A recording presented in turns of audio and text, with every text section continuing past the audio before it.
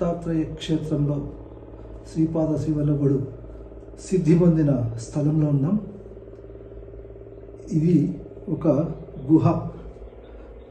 ఇక్కడ టెంబే స్వామి వారు అలనాడు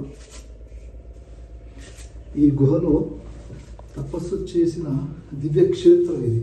మీరు చూడండి ఎంత చీకటిగా ఉంటుందో. ఇదంతా ఎంత చీకటి, ఇదంతా గుహ. టెంబే స్వామి వారు ఇక్కడికి వచ్చి శ్రీపాద శ్రీవల్లభుడిని స్మరిస్తూ ఇక్కడ తపస్సు చేసిన క్షేత్రం. ఈయనే మనకు కనిపిస్తున్న చిత్రంలో కనిపిస్తున్నారు చూడండి, ఆయనే టెంబే స్వామి వారు అంటారు. ఈయనే టెంబే స్వామి వారు ఇక్కడ ఈ గుహలో కూర్చొని తపస్సు చేశారు. ఇక్కడ మరో అద్భుతమైనది ఏంటంటే, ఇంకా చీకట్లోకి వెళ్తూ ఉంటే, ఇలా చీకట్లోకి వెళ్తూ వెళ్తూ వెళ్తూ ఉంటే మనం గుహలోకి ఇక్కడ శివలింగం మనకి కనిపిస్తుంది. ఇక్కడ శివలింగం కనిపిస్తుంది. అది చూడండి, శివుడు ఇక్కడ సాక్షాత్కరించాడు.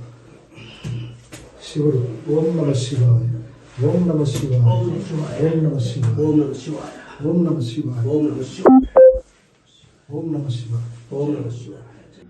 అనంతరం టెంబే స్వామి వారు కూడా వచ్చి ఇక్కడ తపస్సు చేసిన పుణ్యక్షేత్రం ఇది.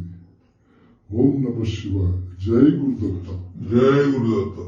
ఓం నమ శివాయ, ఓం నమ శివాయ, ఓం నమ శివాయ. ఇది శ్రీపాదవల్లభుడి పాదాలు. అప్పుడు శ్రీపాదవల్లభుడు ఈ క్షేత్రంలో తపస్సు చేసుకుంటున్న ఆ సమయంలో కృష్ణా నదిని దాటి కురుపుర క్షేత్రం నుంచి యువతల ఒడ్డున ఉన్న పంచదేవోపహాడ్కి దగ్గరలో ఉన్నటువంటి ఈ నది ఒడ్డున ఈ రాయి మీద, ఈ బండరాయి మీద సూర్య నమస్కారాలు చేస్తూ అట్లాగే శివాభిషేకం చేసేవారు. ఇక్కడ మన శివలింగాన్ని కూడా చూడవచ్చు. శివాభిషేకం చేసేవారు ప్రతిరోజు నిత్యం. అక్కడ పాండురంగుడి ఆలయం ఉంటుంది. ఆ పాండురంగుడి ఆలయం దగ్గర ఒక వేప చెట్టు ఉంటుంది. ఆ వేప చెట్టుకి దర్బార్ అని పేరు అనమాట. అక్కడ వటవృక్షమై వెలిసింది అది.